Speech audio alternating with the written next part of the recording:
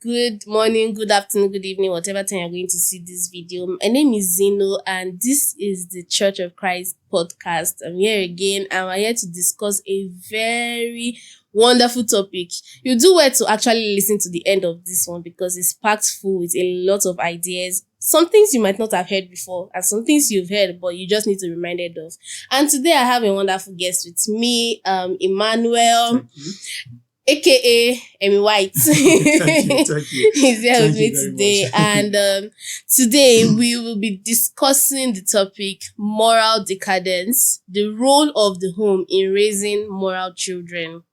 This is one topic that is scary for me to talk about personally because I'm not a mother yet. True, and true. so it's easier to actually... I'm not a father yet. It's easier to say certain things and just say it when you've not experienced it. True. But I think there are still some principles that guide life, some standards. And even when you're not married or you are married, one way or the other, these standards must actually have an effect on us as human beings. So we're just going to jump into the questions. I'll be asking the questions one after the other, and you just do well to throw light on them.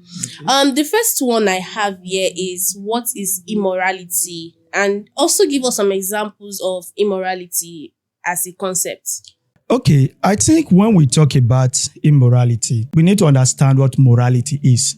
Immorality is basically the opposite of morality. And when you talk about morality basically means conforming to the social standard, what the society see as right or wrong. But because we are discussing Christian concept, this is a church, right? We are discussing things of the Bible. So we are going to look at morality from the Bible. So when we talk about morality, we are looking at things that do not go against the principle of God, things that are in line with the teachings of God. So when you say immorality, it means these things or these activities, this behavior, this action violates the teachings of God. Now, when we look at where you talked about the examples of immorality, I think when you go out, you don't even need to walk too far. When you go outside, you see immorality everywhere. I think as a society, we have lost our moral compass, especially in this part of the world. We want to copy the bad and leave the good. You go out and you see girls dressing indecently. It's not that they don't know that this dress is not decent. They know within themselves that the dress I'm putting on is an indecent dress. But because we have this idea of body positivity, I can do whatever I like. So you see people engaging in immoral dressing, immoral art. I'll give you another example, and these two examples will be my base case study for this discussion. You will have Yahoo boys or internet fraudsters. We call them Yahoo boys. And these guys do internet fraud, or they engage in internet fraud. But the society have gone astray, and these people are even worshipped. We have a situation where men cheat on their wife, women cheat on their husband. You know, we see people that lust over women. These are all examples of immorality. Though as a society, we have lost our way. Because as I said before, as morality basically means conforming to the societal standard of good. So because we cannot use the societal standard of good, we have to use the Bible principle. As a society, we have lost our way, but the Bible principles still stand. Yes, that's it. Okay, wonderful answer. I just wanted to add that this is just a very simple. I love the way you just put the definition, right and wrong. And as a society, we are moving slowly away from the right and wrong. And I just want to put it on that light in case somebody will say, "Oh, what do you understand is right and wrong?"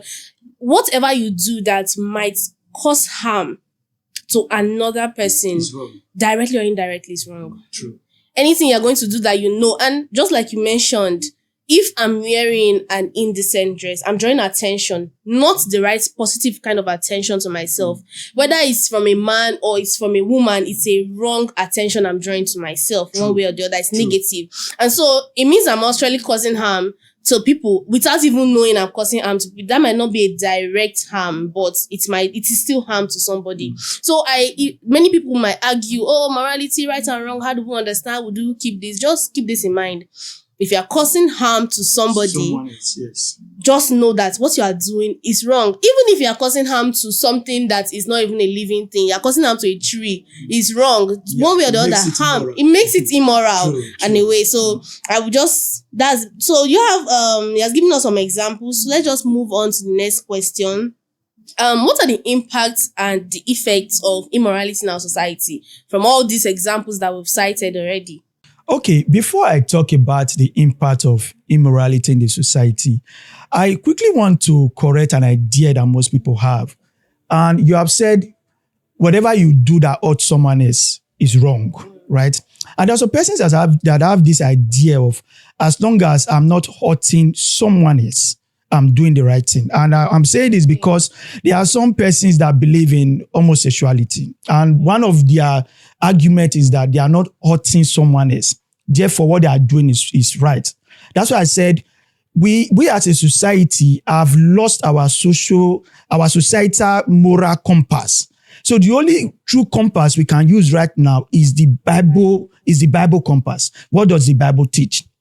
So even if you are not hurting someone else, I can say, as long as you are not following the doctrine of God, you are hurting yourself. Yes. You are hurting yourself because the doctrine of God is to keep us in the right path. So when you are not following the doctrine of God, it basically means that you are hurting yourself. Now, it's not just another person. It's not just another including person. Self-harm. Including self-harm. When the Bible talk about fornication, you might feel like, if I commit fornication or I engage in fornication and this guy actually give a consent and I give my consent, we are not hurting anybody. But according to the Bible teaching, you are actually hurting yourself. So as long as you go against the Bible teaching, you are hurting yourself. Now, your next question, you said, the impact and the effects of immorality. That is a very good question. And I want the viewers that are watching this video to listen carefully to what I want to say today. Immorality have eaten up our society. It has become a cancer and a disease in our society.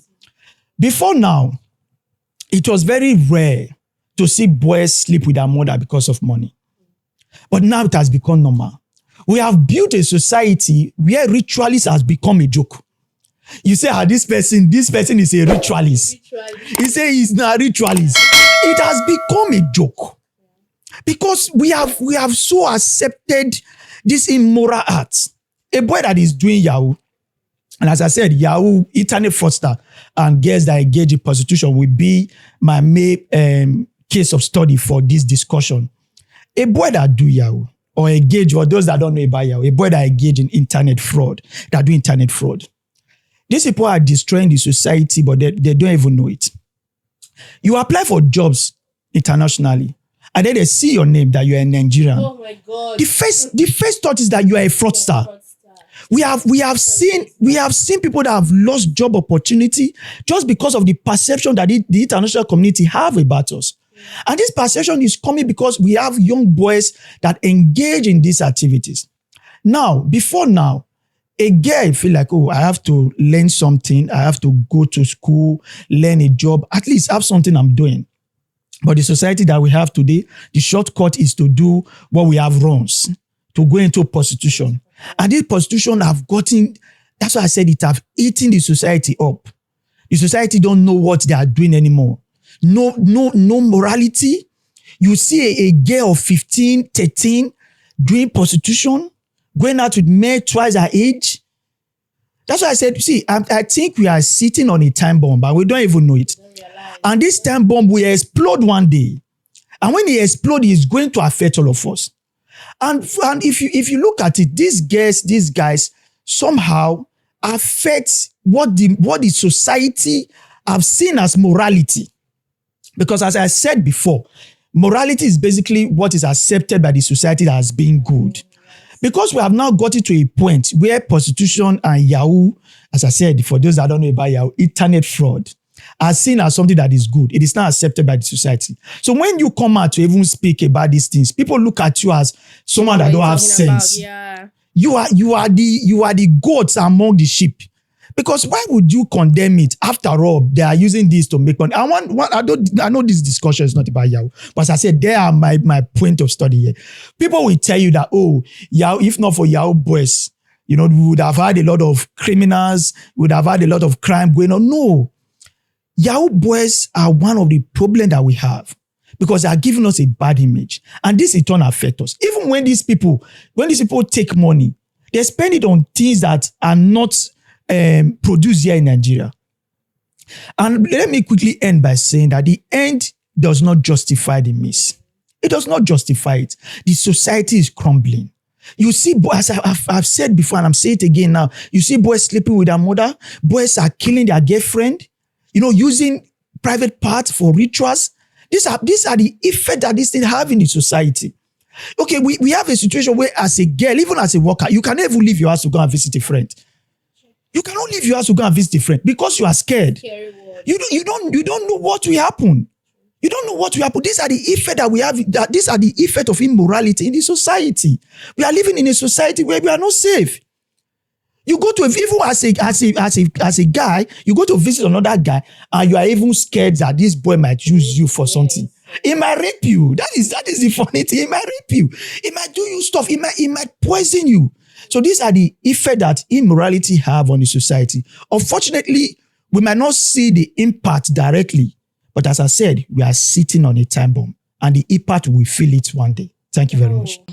Wow, what a wonderful answer. I don't even think I have what to add. You've said it all. You've said it all, basically. The impacts are numerous. And let's never forget the impact they have on themselves. Yes. Even apart from, just like you said, apart from the other people's, the image that are beautiful us, they are not at peace with themselves. They are not at rest with themselves. And sometimes I just see these things and I'm like, you're doing this thing. Why don't you just stop? It's not, you're not even able to walk to somewhere without looking back and checking. You're always scared of something. Something is always, it's like something is chasing you one way or the other. True. So even for the ladies, this is not even only the fraudsters. Even for the ladies, you don't know the kind of men you have been with. You don't know the places you have gone to. You go to places and you are scared to come out. When you come out, you will be praying, God, I beg, help me out of this situation. You're not at peace with yourself. So these are many impacts and effects of these things. True. Now, third one now, we want to go back to our home, at the beginning, because they say charity begins at home. Yeah. Now, I want to ask, this whole societal change, this whole wave of immorality, what are the roles of parents? The home, let's not even say parents, because I think the home is a wider spectrum than just the parents. Yeah. The home in raising moral children to bring them into society. So let me just okay. As you have said, charity begins at home. Let me say that the home are faith. That is the best way I can put it. Parents are faith. Society are faith. What we have now is Gen Z parents. And even other parents, unfortunately, and I say this with all pain in my heart, that these parents are faith. I was watching a news on TikTok few weeks ago, either on TikTok or on Instagram. And I saw this young boy. This boy should be between the age of 14 or 15. And this boy was raped by his oga.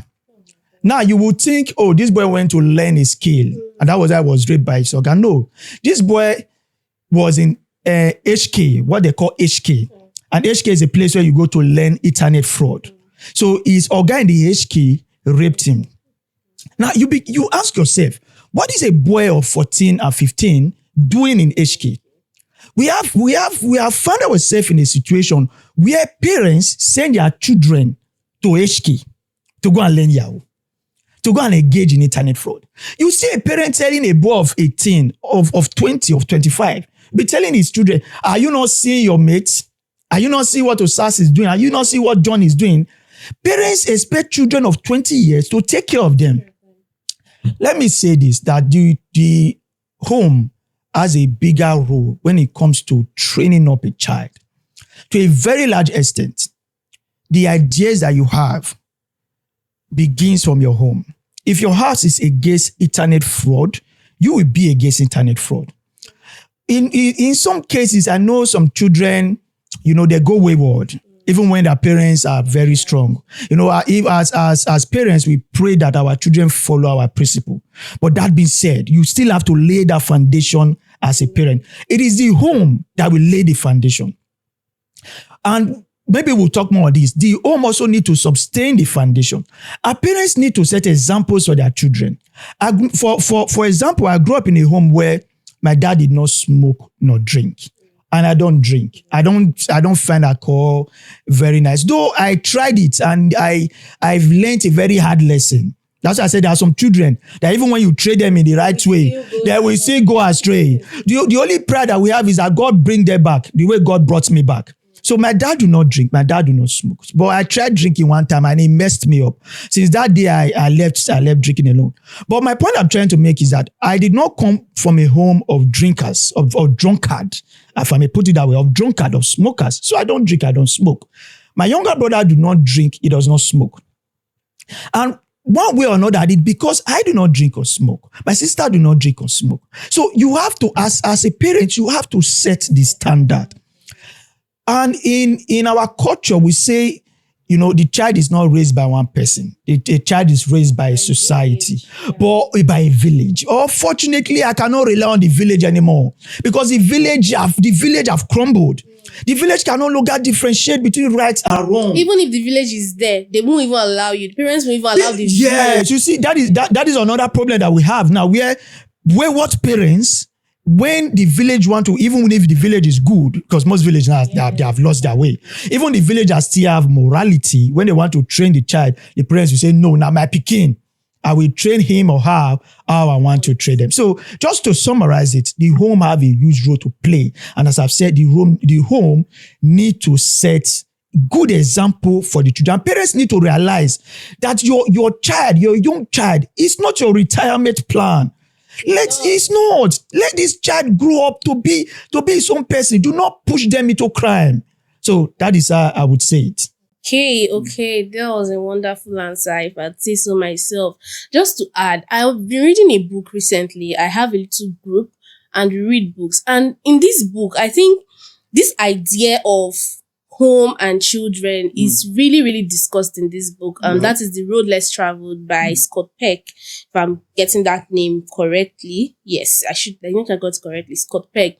And he said something that and I think these issues coming from the side of a lady now, it starts mostly from the women who are closer to the children at home. And it starts from a very early age. True. Now he analyzes from the side of a psychologist that when a child is between that 0 to 1 year, the child thinks everybody revolves around him. Like he is the boss. Center of attention. Yeah, center of attention. If he raises his hand, everybody's raising their hand. If he cries, everybody's rushing to him. Now, when the child starts moving around by himself, 2 years, 3 years, just start understanding that, these people don't actually walk with me. Like, it's not what I say that is the ultimate. And this is where this child starts building a personality for themselves. But the problem we have now in the society is that parents do not even know how to differentiate these things. Instead of letting children build this thing, they continue to make the child make things revolve around that child. Yeah. You see a child will wake up in the morning and will say, I don't want to eat what everybody's eating. And the mother is rushing inside the kitchen to go and make a separate breakfast. True. The child now thinks that whatever he says or she says is what everybody does. And so they are raising narcissistic children who do not care to know what your opinion is. Yes. It is what I want. And this is I think this is even the basis of spoiling the society, first of all. Because these children now grow up, they don't take correction from society. They don't understand what is right and wrong. They just know what I know. What I want is what is right. They don't even care if, people have a separate idea. This is what is acceptable in this gathering. It was acceptable here. See, a parent will just sit down, child will say, I don't want to go to school today. And the parent says, we don't even flog children in school anymore. It's so funny, but we keep saying, we don't want generational trauma. But we don't know that we are piling up this trauma. Yes. Like you said, sitting on a time bomb, we are piling up this trauma to actually happen in the nearest future. Yeah. And we don't even know we're causing so much strain in the society. Where you tell a child, they don't do this like this. They do it like this. They say, no, this is how we do it where I am coming from. True. And whenever I say something, this is how everybody must agree to what I say. And this is a problem for us. So I just love the way you came into it. Like, our homes are failing. The villages around us are failed. Especially with the idea, everything now is traumatizing. Everything is, we don't want to diss our child. But even the Bible says, you must discipline a child. If a child you love, the child might not understand the essence of the discipline now. But as the child grows up, you get to understand that, oh, this is what is right, this is what is wrong. It will pay off at the end of the day. And we parents need to actually understand that. Okay, moving on, we're still going to be talking on the home, the society. I just wanted to ask, the home and the society and the church, now bringing the church into it, which one of them actually plays a bigger role or the biggest role in raising a moral child or moral society? That's a very good question, and this might take us some minutes to answer, because I really want to break it down. Now we have talked about the home, so let me don't dwell on that. Let us look at the society, and then we'll look at the church. Funny enough, and this might be surprising to our viewers, I would say that the society have close to 40%. I wanted to say 50-50. It is that serious. I wanted to say 50-50 between the home, the church, and the society. I wanted to give the home and the church 50%, and then I wanted to give the society 50%. Where you raise your child is very important. Where you raise your child I will state it again. Where you raise your child is very important. Do not raise your child in midst of smokers and drunkards and think that child will not turn out to be that way. No matter how good you are as a home, the society, the society have a way of penetrating into the child, because the child see the society. Your home is just one standard. Don't get me wrong, the home has a huge role to play. As I said, you lay the foundation. But it is not good that you lay a foundation and then when that child goes out of your home, that foundation is broken down. You understand? So, but if you're in a good society, let me state this again, there are some children that even when they're in a bad society, as long as their parents teach them good things, they get it right. But we don't want to take any chances, right? We want a situation where after I teach my child not to steal, when they go out, the friends is going out with, they don't steal. If I tell my child do not smoke, the friends he goes out with do not smoke. When you are training your kids, train your kids in an environment where they will turn out to be great people. Where people that are in that environment share the same ideas with you. And this is why we go to the church. There's a role of the church to build Christians up in a godly way. As I said, when we are discussing about this morality, we are discussing it in conformity with God's principle. Something that conforms with what God said, not just what the society is saying. The society can be wrong. God can never be wrong. Yes. So it is the role of the church to teach us how to become moral Christians, how to be moral Christians, how to have that idea of morality in conformation or in line with what the Bible teach. Now, the church also play a great role. This is what I always tell people, even in the church. If you have a kid, if you have given birth, if you have children, make sure that the friends of your children are church members. Let them make friends with church members. Someone like me, 90% to 95% of my friends are church members, right? The remaining 5% are my colleague, people that I've worked with for many years. So when you have church members that share the same idea with you, if I have any evil thought in my head and I go to meet a church member, at least this church member can tell me, no, Emmy, don't do it like this, don't do it like that, right?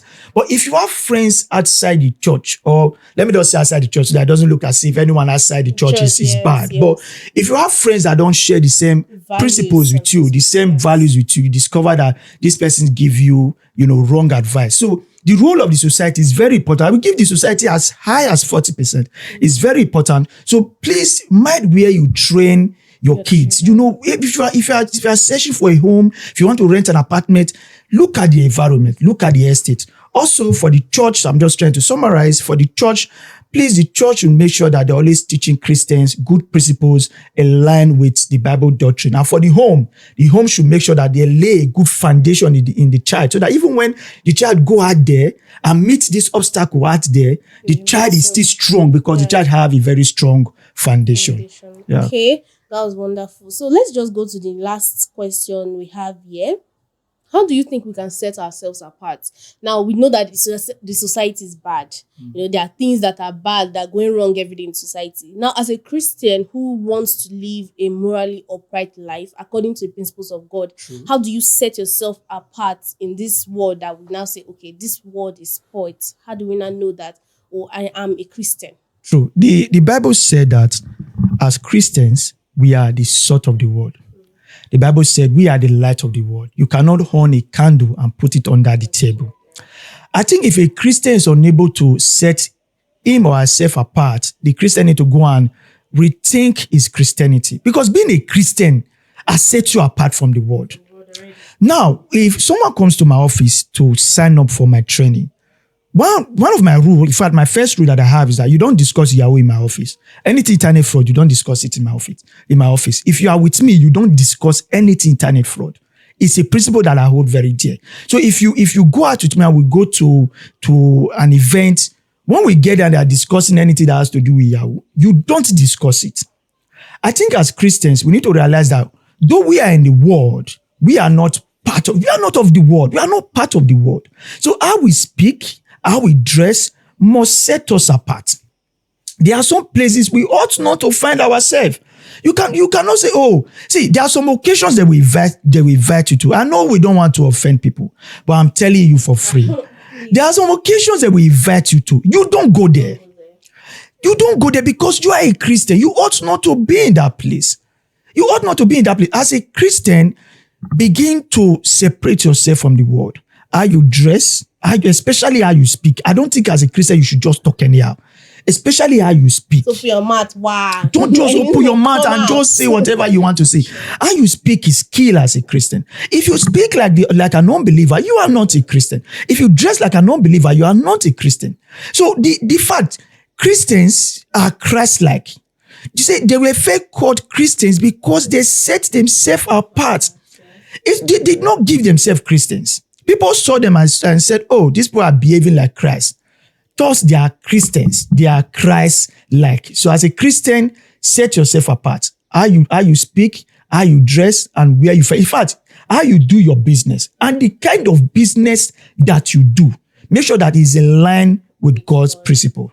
Yes, ma'am. Oh, wonderful. This has been a very wonderful session. I know that you've heard some things. I can already smell the comments from here because a lot of people will not agree. Definitely, we're in a broken society. There are some people that would disagree. But the truth is, if you can align these words you hear today, align it with God's principles, especially the Christians, go back and look, oh, okay, is there really a path I am failing in? Have I been treating my children, because you see this thing, gentle parenting, like I say, it's not for everybody. Because I will beat you. There are a lot of things. And thank you, Mr. Emmanuel. Thank you. It has been an amazing session so far. And this is just those who are watching who have questions. You can always ask your questions. You can always drop your comments. You can always ask for one-on-one teaching. If you're not clear on something, something has been bothering you, you can always comment. This is the Church of Christ podcast. Make sure to like, to subscribe, to drop a comment, and to share to other people who might actually need this word. It's been an amazing session. Thank you. Till next time.